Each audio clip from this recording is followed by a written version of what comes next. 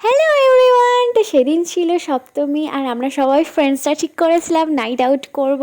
তো আমরা সবাই বেরিয়ে পড়েছি আর সবাই একটু হাইও করে দিল।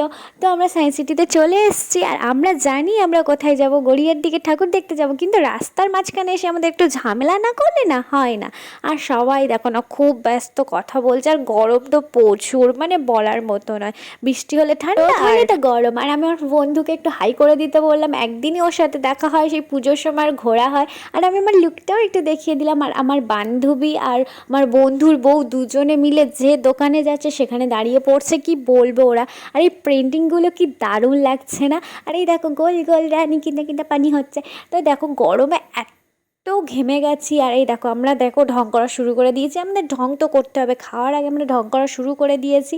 আর এরা দেখো না মানে ফটোশ্যুট করতে ব্যস্ত, খাবার আসতে দেরি হচ্ছে বলে সব ফটোশ্যুট করা শুরু করে দিয়েছে।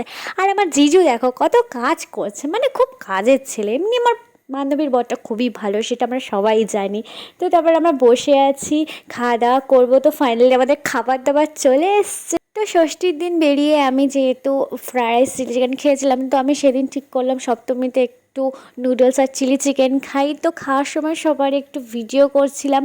আর ববিদি তো দেখো মানে আলাদা লেভেলেই খাওয়া দাওয়া করছে, ওর খাওয়া দাওয়ার স্টাইলটাই আলাদা সবার থেকে বেশি। তো যাই হোক, আর খাওয়া দাওয়া তো কমপ্লিট হবে। আর আমাদের ফটোশ্যুট তো হচ্ছিলো, মানে খাওয়ার আগেই আমরা ফটোশ্যুট করে দিয়েছিলাম। আর এই দেখো কত বড় হাঁ করে খাচ্ছে, দেখো দেখো। তারপরে আমরা ফের একটুখানি ঢং করা শুরু করে দিয়েছি। তারপরে ঠাকুরের একটু মুখটা তোমাদেরকে দেখাই, কত কিউট লাগছে। আর আমার ভগবানের কাছে একটাই প্রার্থনা, আমার বন্ধু বান্ধবরা যেন না হারিয়ে যায়, ওরা যেন সারা জীবন থাকে। আর আমি জানি ওরা থাকবে, আমি ভুল করি ঠিক করি, ওরাও থাকবে আমিও থাকবো, মায়ের কাছে এটাই চাওয়া, আর কিছু না। আর দেখো কার সাথে দেখা হয়ে গেছে, আমার যে ফেভারিট সিরিয়াল হতো সেই সিরিয়ালের একজন সাথে দেখা হয়ে গেছে। আর ববি দেখো সবার গায়ে পা দিয়ে দিয়ে বেড়াচ্ছে, ও ম্যাডামের কথা আর বলে না। তো মোটামুটি আমাদের বাড়ি যাওয়ার টাইম হয়ে গেছে, সকাল হয়ে গেছে, এক একটা ঠাকুর দেখতে 2 ঘন্টা সময় লেগে গেছে। আর আইসক্রিম না খেলে তো আমার হয় না। আর সকাল হয়ে গেছে, তো বাড়ি যাওয়ার জন্য আমরা রেডি। দেখা হবে next video. Thanks for watching, tata.